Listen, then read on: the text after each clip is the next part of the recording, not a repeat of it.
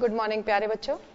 गुरुत्वाकर्षण lesson number 10 और हमने पढ़ लिया था बच्चों, क्या पढ़ लिया था बताइए, याद कीजिए। गुरुत्वाकर्षण हम पढ़ चुके हैं, गुरुत्वाकर्षण का नियम हम पढ़ चुके हैं और क्या पढ़ा बच्चों बताइए। प्रणोद और दाब पढ़ लिया हमने और आज हम पढ़ेंगे कि वस्तुएं द्रव की सतह में डूबती या तैरती क्यों हैं।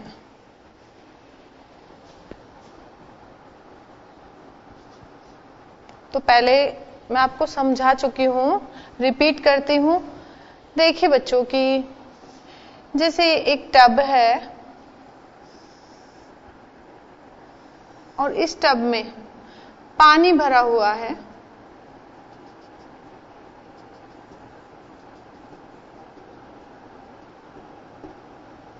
और जब हम इसमें एक पत्थर डालते हैं तो पत्थर नीचे जाके डूब जाता है। क्या है ये? पत्थर। और अगर हम इसमें कोई बॉल डालते हैं प्लास्टिक की तो ये बॉल इस पे तैरने लग जाती है। ये बॉल है।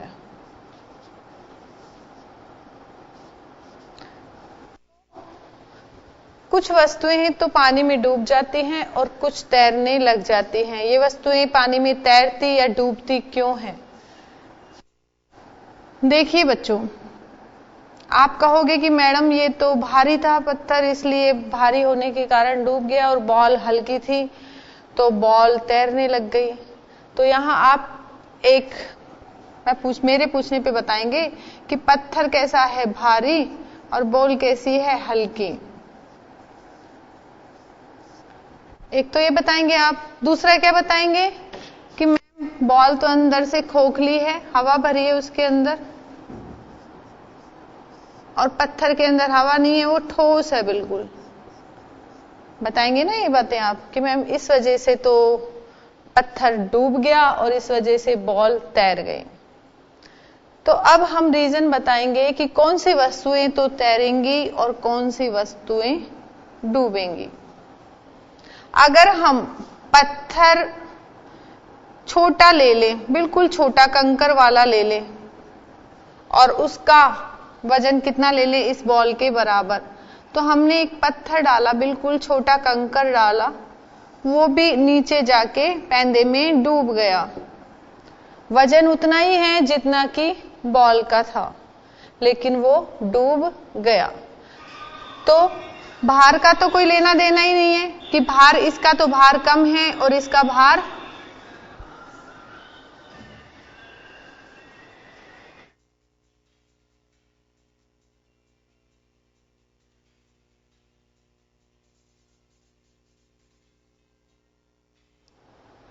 इसका भार तो और इसका भार, दोनों का भार क्या है? बराबर है। फिर भी पत्थर डूब रहा है और बॉल तैर रही है।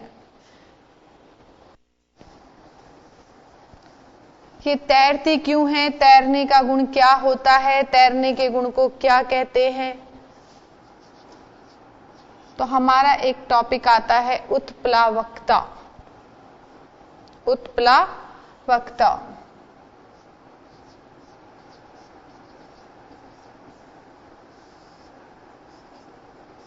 उत्प्लावकता समझाने से पहले वही बात आपको बता रही हूं कि किसी वस्तु को जब पानी में डुबोया जाता है या किसी द्रव में या किसी तरल में डुबोया जाता है, तो हमने किसी को लकड़ी का एक गुटका लिया और उसको डुबोया।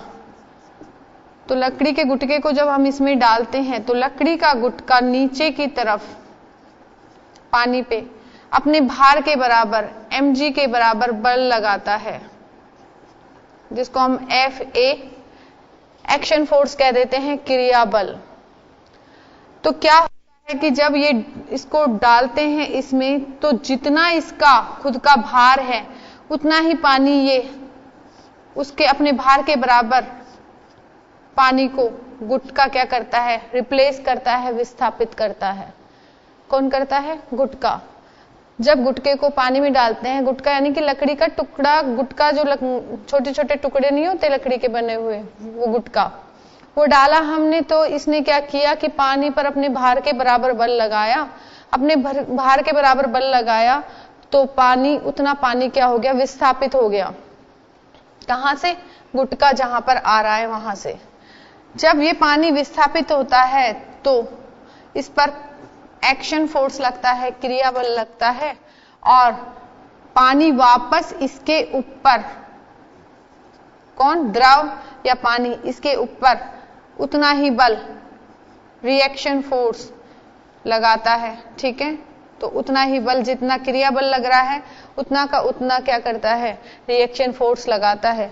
जब हटाए गए द्रव के बराबर अगर पानी या द्रव बल लगाता है तो वस्तु क्या होती है? तैरती है। और अगर द्रव के द्वारा लगाया गया बल एक्शन फोर्स, क्रिया बल से क्या है? कम है, तो वस्तु डूब जाती है। एक कारण है। ठीक है, दूसरा देखिए बच्चों, हम आपको बता चुके हैं, एक होता है द्रव्यमान। द्रव्यमान को हम m से लिखते हैं, और द्रव्यमान मैंने आपको बताया, द्रव्यमान द्रव की या पदार्थ की मात्रा। द्रव्यमान क्या है? पदार्थ की मात्रा। और किस में लेते हैं हम इसे? मात्रक क्या बताया था इसका? किलोग्राम, ग्राम। तो हमारा जनरली जो फिजिक्स में यहां पर काम आएगा वो होगा किलोग्राम। इसके बाद एक आता है आयतन। आयतन तो देखिए, जैसे कि ये बोर्ड है, इसने दीवार पे जितना स्थान घेर रखा है, या एक ये देखिए कि जैसे कि एक है मार्कर, तो इसने जितना स्थान घेर लिया, कि कोई वस्तु जितना स्थान घेरेगी, वस्तु के द्वारा घेरा गया स्थान क्या कहलाता है? उसका आयतन। तो वस्तु या पदार्थ, वस्तु द्वारा घेरा गया स्थान, जितना वो स्थान घेरेगी वो क्या होगा? उसका आयतन। तो द्रव्यमान तो हम बता रहे हैं पदार्थ की मात्रा, और आयतन क्या है? वस्तु द्वारा घेरा गया स्थान। तो जैसे हम कोई घनाभ लें, घन लें, तो ये हम घनाभ ले लेते हैं। ठीक है, घनाभ देखा है आपने? ज्योमेट्री बॉक्स तो देखा हो ना? आपके पास ज्योमेट्री बॉक्स होगा अपना, नहीं है? या कोई बक्सा होगा। ठीक है, तो इस तरीके से देखो बच्चों की एक आकृति बनती है जिसकी लंबाई, चौड़ाई, ऊंचाई तीनों होती है, और लंबाई, चौड़ाई, ऊंचाई तीनों होती है। तो इन तीनों के बराबर ये क्या करती है? स्थान घेरती है। अगर हम तीनों को क्या कर दें? मल्टीप्लाई कर दें, किसको? लंबाई गुणा चौड़ाई गुणा ऊंचाई, बक्से के लिए, तो हमारा क्या आ जाएगा? आयतन आ जाएगा। तो हम देखिए, लंबाई का मात्रक क्या होता है? मीटर। चौड़ाई का मात्रक क्या होता है? मीटर। ऊंचाई का मात्रक क्या होता है? मीटर। और तीनों को गुणा कर दें हम, तो क्या आ जाएगा? मीटर का क्यूब। और इसको क्या बताया था हमने बच्चों? घन मीटर। तो आयतन का मात्रक क्या है यहां पर? घन मीटर। लकड़ी के टुकड़े के लिए जैसा कि हम बता रहे हैं, घन मीटर। तो देखिए, हमने बताया द्रव्यमान और हमने बताया आयतन। इन दोनों में भी एक रिलेशन होता है, और जब हम इन दोनों का अनुपात निकालते हैं, किसका? द्रव्यमान का और आयतन का, तो द्रव्यमान और आयतन दोनों का अनुपात निकलकर आता है आपका घनत्व। क्या आएगा बच्चों? घनत्व। तो देखिए बच्चों, ये द्रव्यमान मैंने आपको बताया पदार्थ की मात्रा, और आयतन आपको बताया वस्तु द्वारा घेरा गया स्थान। अब देखिए बच्चों, इन दोनों का अनुपात निकालें तो घनत्व आता है। तो घनत्व हमारा आता है बच्चों द्रव्यमान अपॉन आयतन, दोनों का अनुपात। अनुपात यानी बटे में लगा दिया, द्रव्यमान और आयतन को एक दोनों का अनुपात निकाल ले तो वो क्या आता है? घनत्व। घनत्व को हम रो से शो करते हैं या डी से भी शो करते हैं, ऐसे भी लिख देते हैं इसका प्रतीक, या डी से भी कर देते हैं। और द्रव्यमान हमारा होता है m और आयतन होता है v। द्रव्यमान का मात्रक बताया किलोग्राम, और आयतन का क्या है? मीटर क्यूब या घन मीटर। तो घनत्व का क्या हो गया? किलोग्राम प्रति घन मीटर।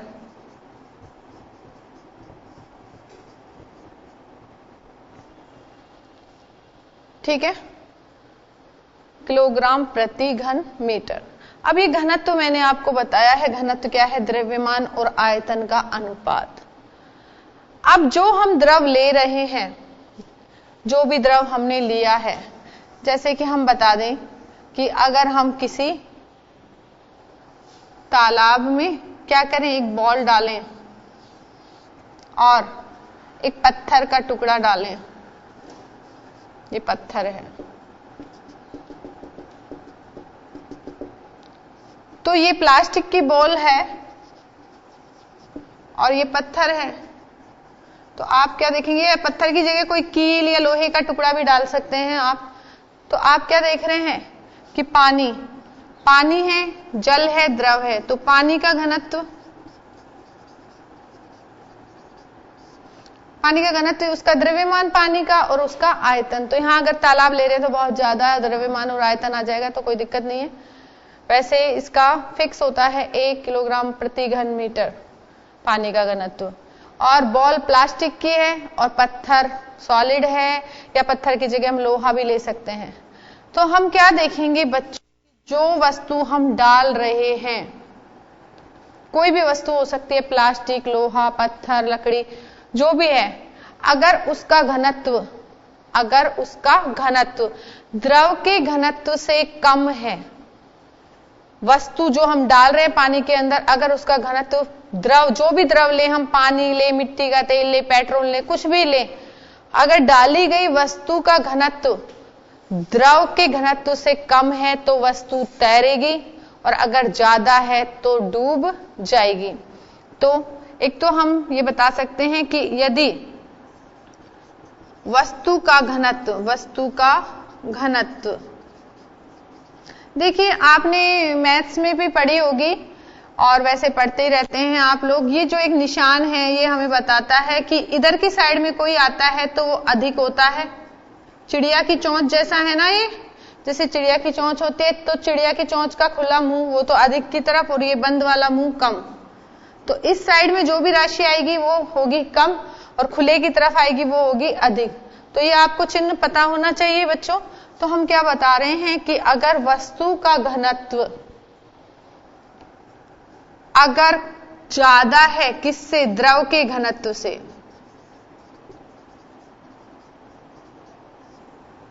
द्रव के घनत्व से ज्यादा है, तो क्या होगा, वस्तु डूब जाएगी।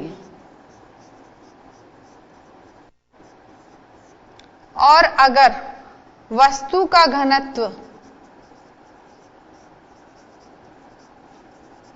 कम है, किससे, द्रव के घनत्व से, तो वस्तु क्या होगी, तैरेगी।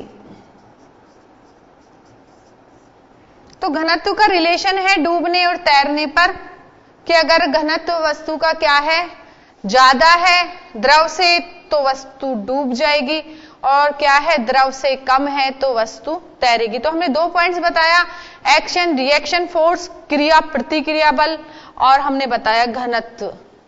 ठीक है, तो हम इसको एक बार नोट डाउन कर लेते हैं बच्चों।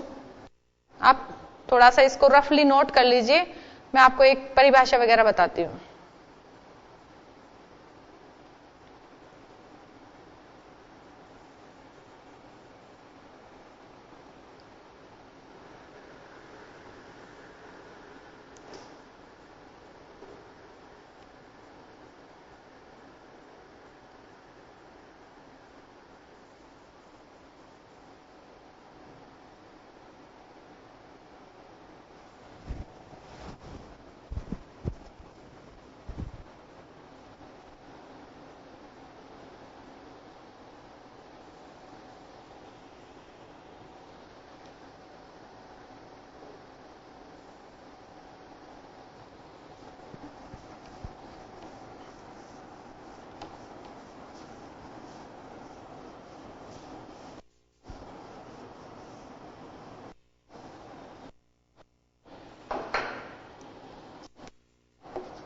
उत्प्लावकता क्या है, वस्तु को जब किसी द्रव में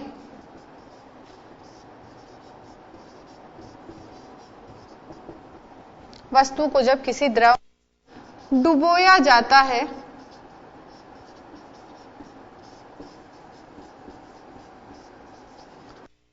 तो द्रव द्वारा वस्तु पर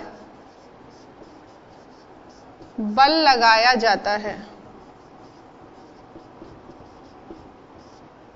बल लगाया जाता है। द्रव की यह प्रवृत्ति, बल लगाने की ऊपर की तरफ, द्रव की यह प्रवृत्ति उत्प्लावकता कहलाती है।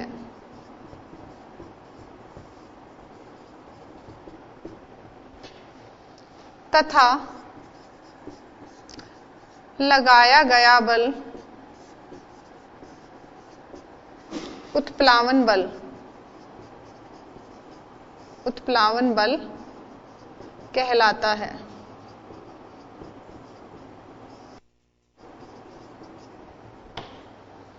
तो उत्प्लावकता क्या है कि जब वस्तु को किसी द्रव में डुबोया जाएगा,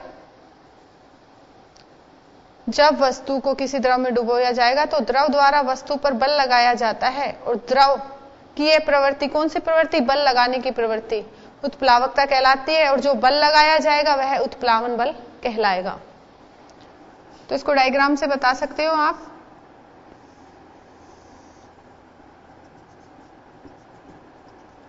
कि ये वस्तु है और ये वस्तु द्रव पे भार लगाती है mg, और ये बल है इसका F। किसके बराबर है? ये भार के बराबर। तो द्रव द्वारा वस्तु पर बल लगाया जाएगा, किसके द्वारा? द्रव द्वारा, और यह बल क्या होगा? उत्प्लावन बल। क्या होगा ये? उत्प्लावन बल।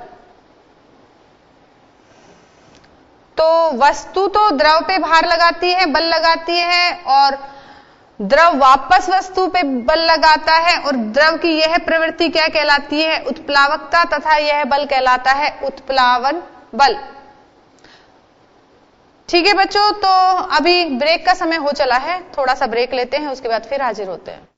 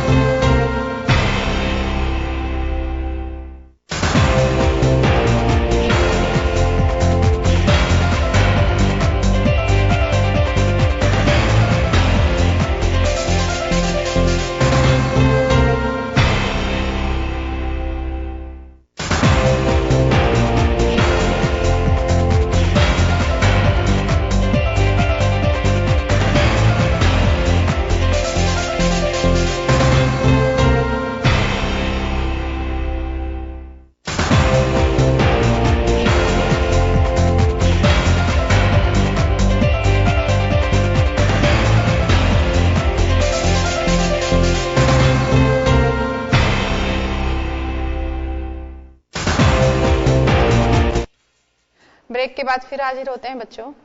तो अभी हम उत्प्लावकता बता रहे थे, अब हम नेक्स्ट बताएंगे। आप नोट कर लीजिए एक बार इसे।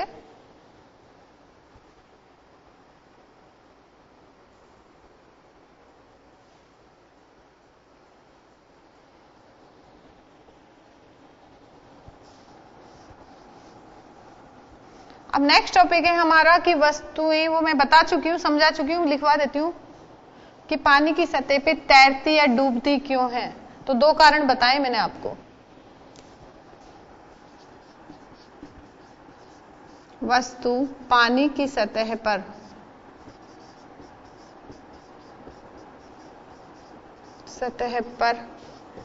तैरती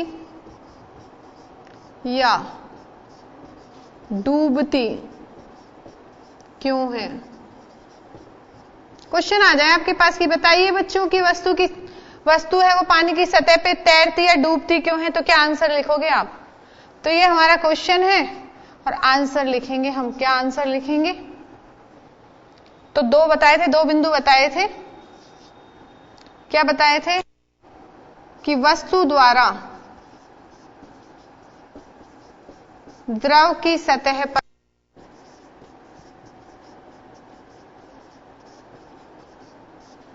लगाया गया बल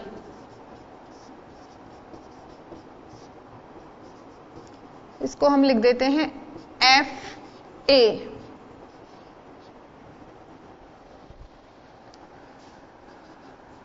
द्रव द्वारा वस्तु पर लगाया गया, द्रव भी तो पुनः वापस लगाता है, तो द्रव द्वारा वस्तु पर लगाया गया बल, लगाया गया बल, इसको रिएक्शन फोर्स मान लेते हैं Fr। तो अब हम बता दें कि कब डूबेगी और कब तैरेगी। तो ये एक्शन फोर्स है और ये रिएक्शन फोर्स है, और ये किसके बराबर है, mg के, और mg यानी कि भार, और Fr किसके बराबर है, उत्प्लावन बल, उत्प्लावन बल, बायोंसी फोर्स। कंडीशन फर्स्ट, यदि Fa एक्शन फोर्स जो वस्तु द्रव पे लगा रही है is greater than Fr, reaction force उत्प्लावन बल से ज्यादा है, यदि वस्तु का भार, भार यानी कि एक्शन फोर्स ज्यादा है किससे, उत्प्लावन बल से या प्रतिक्रिया बल से, तो वस्तु क्या होगी, वस्तु डूब जाएगी, वस्तु द्रव में डूब जाएगी।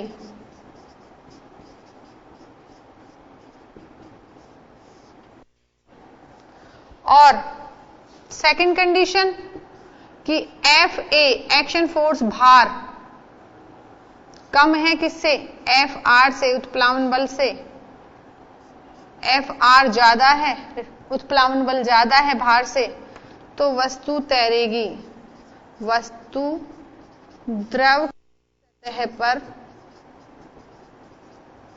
तैरेगी। एक बात तो ये है, फर्स्ट बात तो ये हो गई कि वस्तु कब तैरेगी और कब डूबेगी। तो हमने बता दिया Fa क्या है, वस्तु द्वारा द्रव की सतह पर लगाया गया बल, और Fr क्या है, द्रव द्वारा वस्तु पर लगाया गया बल। अगर Fa is greater than Fr तो वस्तु द्रव में डूब जाएगी, और Fa is less than Fr तो वस्तु द्रव की सतह पर तैरेगी। फर्स्ट पॉइंट हमारा ये हो गया कि इस वजह से वस्तु तैरेगी या डूबेगी। नोट कर लीजिए।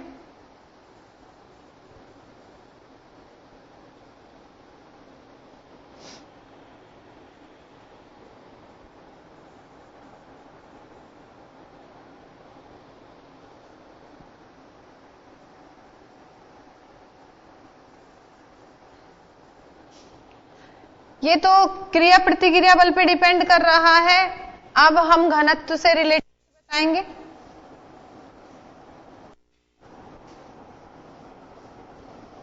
घनत्व मैं आपको बता चुकी हूं।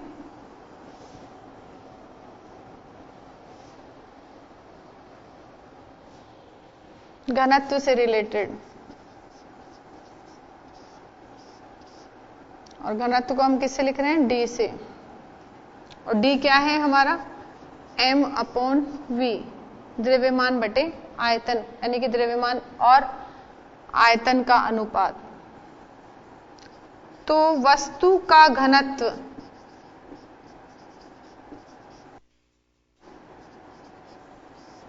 कैपिटल डी मान लेते हैं, और द्रव का घनत्व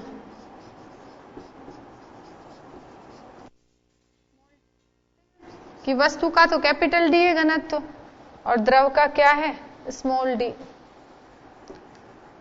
अगर capital D is greater then small D, अगर वस्तु का घनत्व, फर्स्ट कंडीशन, अगर वस्तु का घनत्व कैपिटल डी द्रव के घनत्व से ज्यादा है, द्रव के घनत्व से क्या है, ज्यादा, तो क्या होगा, वस्तु डूब जाएगी।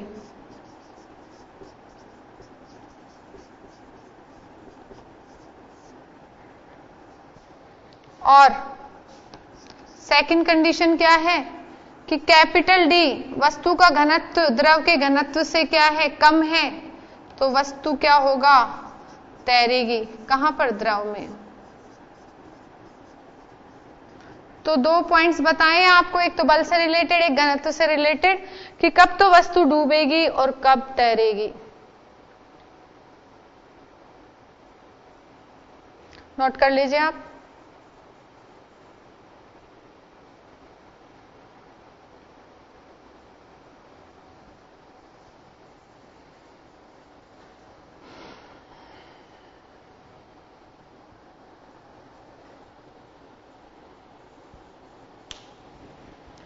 बच्चों, कभी आपने पानी का टब भरा हो और पानी में बैठे हो,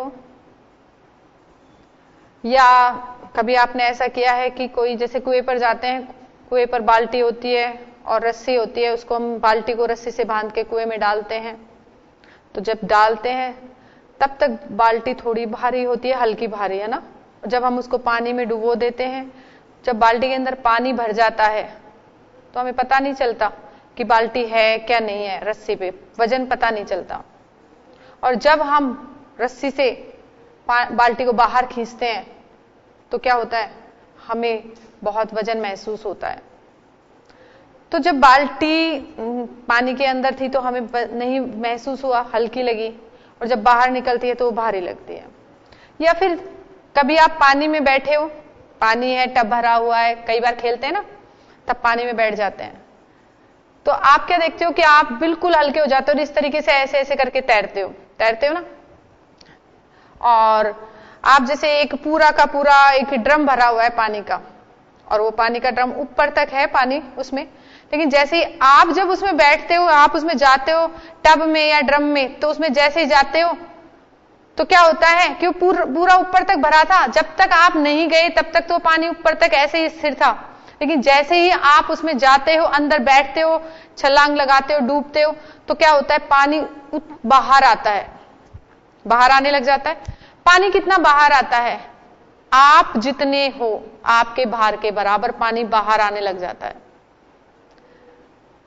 तो इस तरीके के प्रयोग आर्किमिडीज ने किए थे। आर्किमिडीज ने प्रयोग करके एक सिद्धांत दिया था जिसे हम आर्किमिडीज का सिद्धांत देते हैं।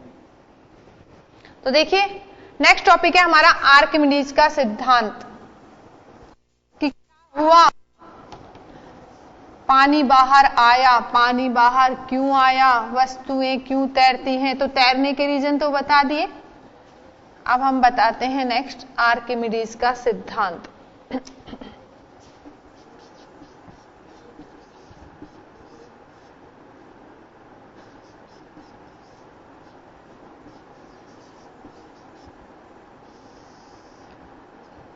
बच्चों, थोड़ी बहुत कुछ अगर हिंदी लिखने में कुछ अशुद्धि भी हो जाए तो उसको ठीक कर लेना, क्योंकि साइंस में ज्यादा हिंदी ध्यान नहीं दी जाती, कुछ मात्रा वात्रा की हो सकती है मिस्टेक।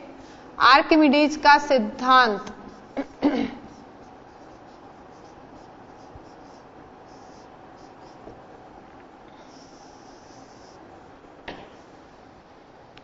आर्किमिडीज का सिद्धांत।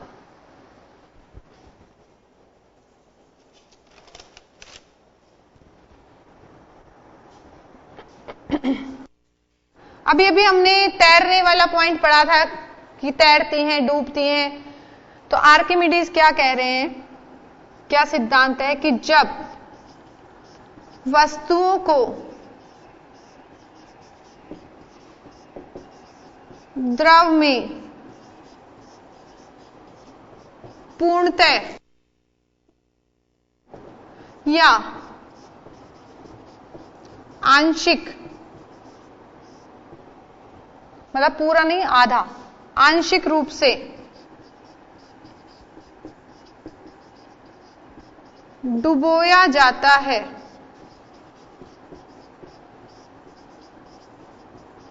तो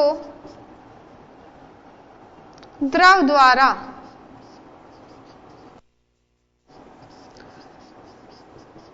वस्तु के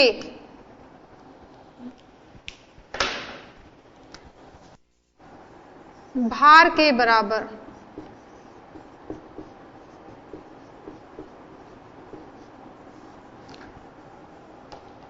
द्रव द्वारा वस्तु के भार के बराबर ऊपर की ओर बल लगाया जाता है। वस्तु के भार के बराबर ऊपर की ओर बल लगाया जाता है। लगाया गया बल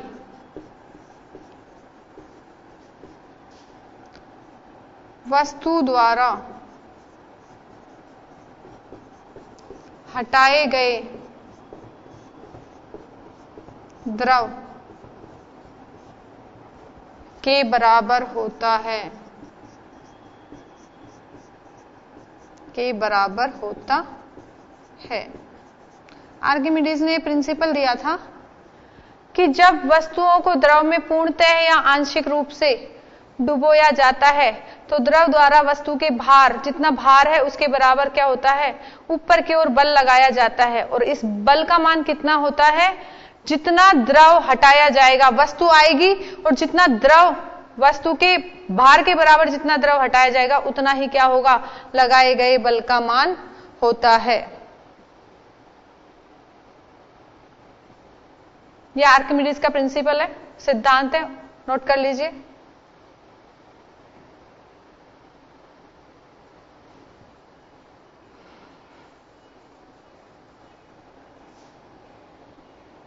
तो अभी मैंने आपको बता ही दिया कि एक ये टब है या ड्रम है जिसमें पानी भरा हुआ है और जिसमें क्या करते हैं, ये एक ऊपरी सतह तक पानी भरा हुआ है। जैसे ही आप इसमें आके डुबकी लगाते हैं तो आपके भार के बराबर पानी हटा दिया जाएगा। तो कितना पानी हटेगा, कितना द्रव हटेगा, जितना आपका वजन है उतना द्रव, जितना भार है आपका उतना द्रव बाहर निकल जाएगा। नेक्स्ट देखिए बच्चों, एक छोटा सा टॉपिक और है, हल्का सा, नोट कर लीजिए इसे फटाफट से। आपका ये लेसन कंप्लीट हो गया है। गुरुत्वाकर्षण का सिद्धांत, सारे टॉपिक्स कवर अप हो गए हैं इसके, जो आपके कोर्स के थे। आपके कोर्स के अकॉर्डिंग ये पूरा का पूरा समझाया गया है, इसे याद भी कर लेंगे। एक है आपेक्षिक घनत्व, जो आपके कोर्स में है, ये छोटा सा बता देती हूं। आपेक्षिक घनत्व,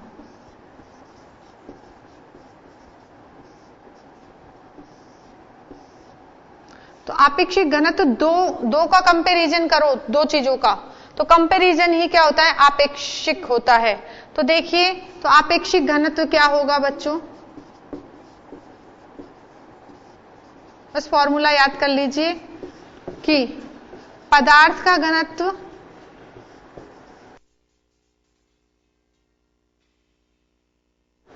और घनत्व,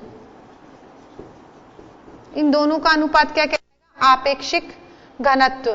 पदार्थ का घनत्व ये भी घनत्व है और ये भी, दोनों घनत्व है, दोनों के मात्रक कट जाएंगे तो ये मात्रकहीन राशि है आपेक्षिक घनत्व। कैसी है, मात्रकहीन। तो आपेक्षिक घनत्व मात्रकहीन राशि है। अगर पानी का घनत्व और किसी पदार्थ का घनत्व दोनों का अनुपात निकाल दे तो क्या आ जाता है, आपेक्षिक घनत्व आ जाता है। तो ये हो गया, इसमें दोनों में कहीं भी मात्रक नहीं है क्योंकि ये और ये दोनों आपस में कट जाएंगे तो मात्रक नहीं होगा, तो ये मात्रकहीन राशि है। तो बच्चों ये आपका लेसन नंबर 10 गुरुत्वाकर्षण खत्म हो गया है। नेक्स्ट हम इसके बाद लेसन नंबर 11 पढ़ेंगे नेक्स्ट टर्न पर। और बहुत बहुत धन्यवाद बच्चों, आज के लिए इतना ही।